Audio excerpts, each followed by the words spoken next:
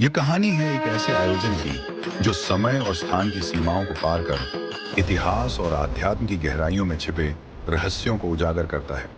ये कहानी है महाकुंभ मेले की, जो न केवल भारत की बल्कि पूरी मानव सभ्यता की एक अद्वितीय धरोहर है। महाकुंभ मेला एक ऐसा मेला जहां आस्था की लहरें संगम के पवित्र जल में विलीन होती हैं।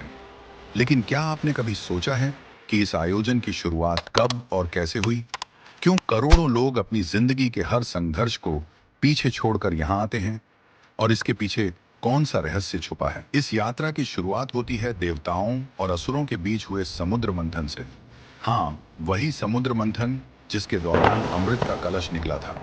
कहते हैं कि जब अमृत कलश प्रकट हुआ तो इसे पाने के लिए देवताओं और असुरों के बीच संघर्ष छिड़ गया। इस संघर्ष के दौरान अमृत की कुछ बूंदें पृथ्वी के 4 स्थानों पर गिरी: हरिद्वार, प्रयागराज, उज्जैन और नासिक। ये वही 4 स्थान हैं जहां महाकुंभ मेले का आयोजन होता है। यह मेला हर 12 साल बाद उन ग्रहों और नक्षत्रों की स्थिति में आयोजित किया जाता है जो उस समय समुद्र मंथन के दौरान आकाश में थे।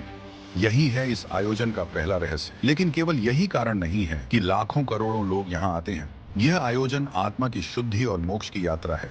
गंगा, यमुना और अदृश्य सरस्वती के संगम पर स्नान करने से सभी पापों का नाश हो जाता है, ऐसा माना जाता है। यह केवल एक धार्मिक आयोजन नहीं, बल्कि संस्कृति, परंपरा और मानवीय एकता का संगम है। हर बार जब महाकुंभ होता है तो दुनिया देखती है नागा साधु जो जंगलों और गुफाओं से निकलते हैं, अघोरी जो मृत्यु को जीवन का हिस्सा मानते हैं, और करोड़ों श्रद्धालु जो ईश्वर से मिलने की इच्छा लेकर यहाँ आते हैं। यह केवल मेला नहीं, बल्कि आध्यात्मिकता और जीवन की गहराई को महसूस करने का अवसर है। महाकुंभ मेला इतिहास का हिस्सा भी है और भविष्य का मार्गदर्शक भी।